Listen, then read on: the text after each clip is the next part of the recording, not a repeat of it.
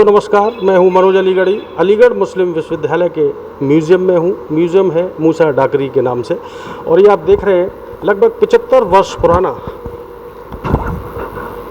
जो पालकी कहेंगे या डोली कहेंगे, ये अलीगढ़ मुस्लिम विश्वविद्यालय के स्टूडेंट्स ने इसको दोबारा पुनर्जीवित करने का प्रयास किया है। इसके लिए हमारे साथ में म्यूजियोलॉजी डिपार्टमेंट के चेयरमैन साहब आदरणीय के रहीम साहब साथ में हैं। अभी कुलपति जी आई थी, उन्होंने बहुत शानदार तरीके से कार्यक्रम का आगाज़ हुआ है। सैकड़ों तालिब इल्म और तलबाओं ने बढ़ चढ़कर इस कार्यक्रम में भाग लिया है। आइए सर से बात करते हैं। सर, ये आयोजन आज के ही दिन क्यों, कल क्यों नहीं? आज मई 18 जो है इंटरनेशनल म्यूज़ियम डे है। थ्रू आउट द वर्ल्ड ये सेलिब्रेट कर रहा है। मोर देन 165 कंट्रीज़ में ये सेलिब्रेट कर रहा है। इसीलिए हम जो है इंटरनेशनल सेमिनार और ये प्रोग्राम आज कराया, और इसमें स्कूल स्टूडेंट्स के लिए एक गाइडेड टूर भी मूसा डाकरी म्यूज़ियम में किया, और इसके साथ ये पालकी को कंजर्व करने के बाद इसको इनॉग्रेट करवाया वाइस चांसलर मैडम से।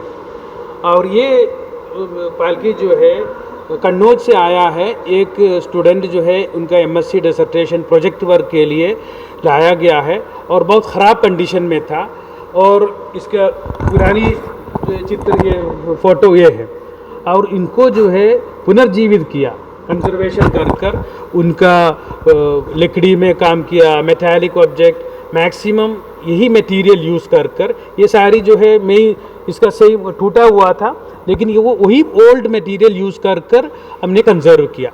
और इसमें पेंटिंग पूरा ख़राब कंडीशन में था, पेंटिंग मिट चुका था, उसको दोबारा पेंटिंग कराकर हमारा डिपार्टमेंट का आर्टिस्ट ने काम किया, मसरत ने, और रजी जो है कारपेंटर है टेक्निकल असिस्टेंट, उन्होंने लकड़ी का काम किया।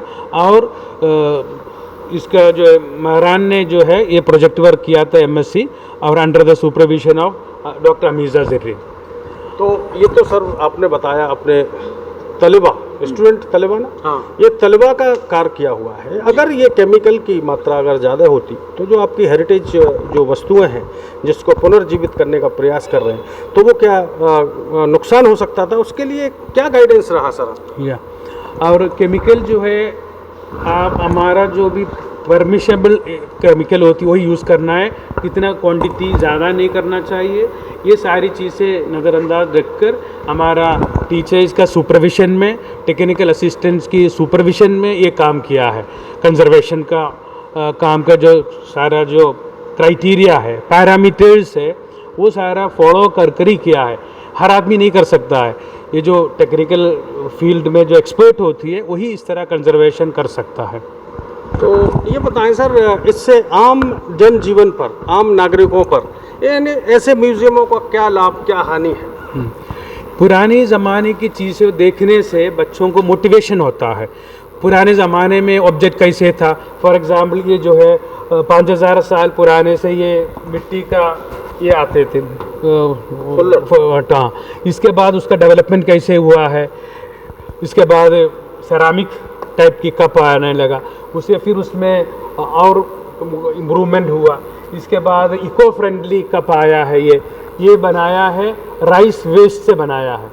और इसके बाद ग्रीन पॉटरी बनाया, थर्मल कप आया, और एआई कप जो है बना रहा है हम लोग। ये काम किया है इन्होंने, अरीजुल हक ने ये शोकेस डिज़ाइन किया है। इसका सारा काम अरीजुल हक ने किया है।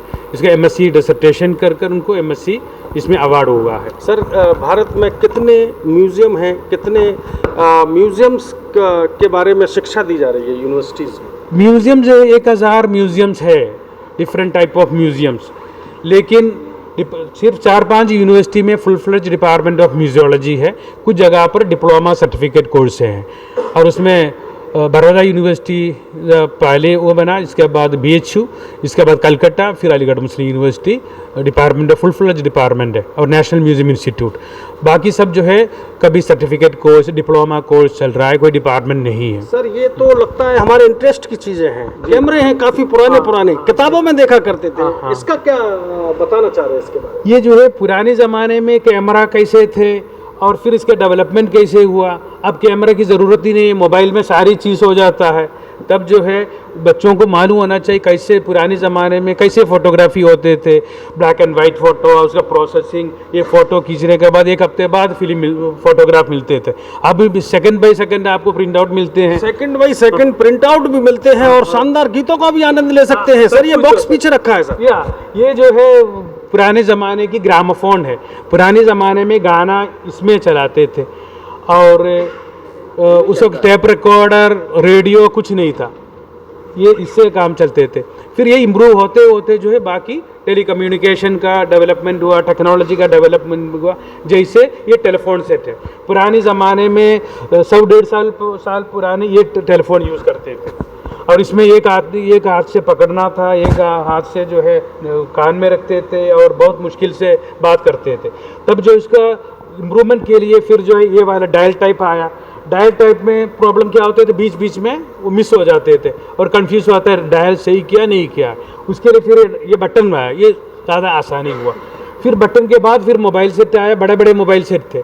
इसके बाद जो स्मार्टफोन आया, सब वो टेक्नोलॉजिकल डेवलपमेंट जो है पुराने जो बच्चों को जो दिखाने से वो मोटिवेट हो जाता है, न्यू डिस्कवरी, साइंटिफिक नंबर जो है बढ़ जाता है, इसलिए ये काम आता है। मैंने आपके यहाँ देखे कुछ तथागत बुद्ध के स्टैचू रखे हुए हैं, टूटे फूटे, बिल्कुल गड़बड़ हो रहे हैं।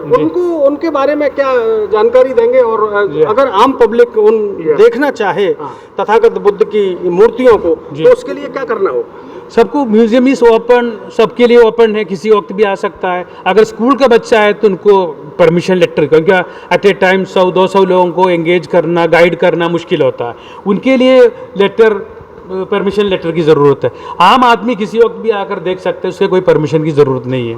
चलिए, आज सर सुनने में आया कि नईमा खातून कुलपति जी आई थी, काफ़ी प्रसन्न चित्त लग रही थी, आज काफ़ी मुस्कुराते हुए कार्यक्रम में उन्होंने शिरकत की। क्या कहेंगे उनके लिए? आज मैडम को हमने मुबारकबाद दी और मैडम बहुत ही प्रसन्नता हुई। उसके लिए आपने सवाल पूछे तो उन्होंने कहा ये जो हम जो है स्टूडेंट्स का काम देखकर बहुत खुश होते हैं, इसीलिए मैं खुश हूँ, और इसके अलावा मैं कुछ बोलना नहीं चाहता हूँ। नहीं, बिल्कुल सर, ये हम धरोहर आ गए, भारत की ये धरोहर है और ये साधारण से जो पत्थर दिखाई दे रहे हैं, इनके पीछे भारत का इतिहास छुपा हुआ है। इसके लिए कोई एक्सपर्ट हैं सर? आप ही ब्रीफ कर देंगे। इसमें एक्सपर्ट भी है, हम उससे इंट्रोड्यूस करेंगे, वो बोलेंगे। ये सर सैयद अहमद ख़ान साहब ने डिफरेंट जगह से इकट्ठा कर उनका कलेक्शन है, और इसके बारे में ज़्यादा आर्कियोलॉजी डिपार्टमेंट का सलीम आपको बात करें। जी सलीम भाई, क्या कहना चाहते हैं? ये मुझे लग रहा है तथागत बुद्ध की प्रतिमा है और बैठी हुई है, ये पूरे तरीके से ध्वस्त हो चुकी है।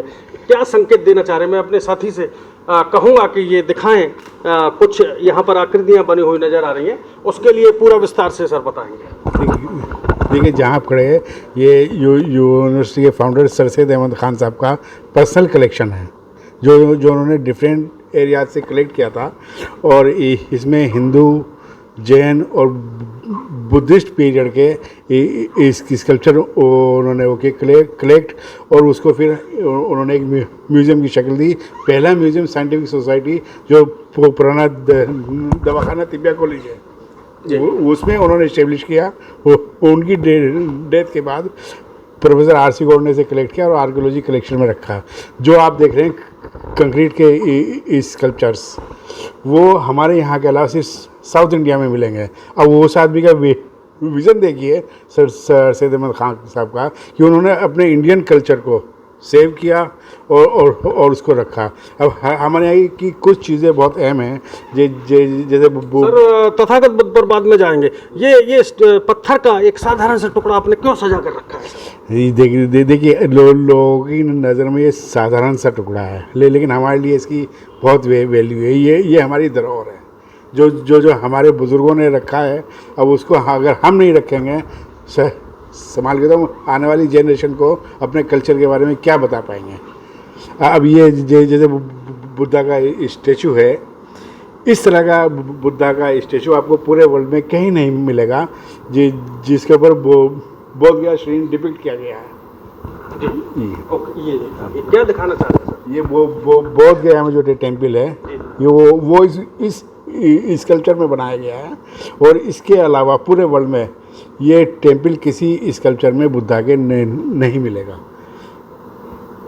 और बताएं सर, और बताएं। और ये पैरों पर कुछ आकृति, ये और स्पीशियस से सिंबल्स हैं जी जैसे कहा जाए कि उन्हें ज्ञान की प्राप्ति जी हुई, उसके बाद ये उनके सिंबल्स उनके पैरों में बने। दूसरी अहम चीज़ ये जो स्तूप है हमारा, जी, इसको दिखा दें एक बार, अपने साथी से कहूँगा मैं। जैन धर्म का ये है, ये जिसमें 24 के 24 तीर्थंकर डिपिक्ट हैं, आदिनाथ से लेके और महावीर तक। तो आप थे हमारे साथ सलीम अहमद साहब, जो म्यूज़ियम के इंचार्ज हैं, और उन्होंने बड़ी बारीकी से स्तूपों के बारे में बताया।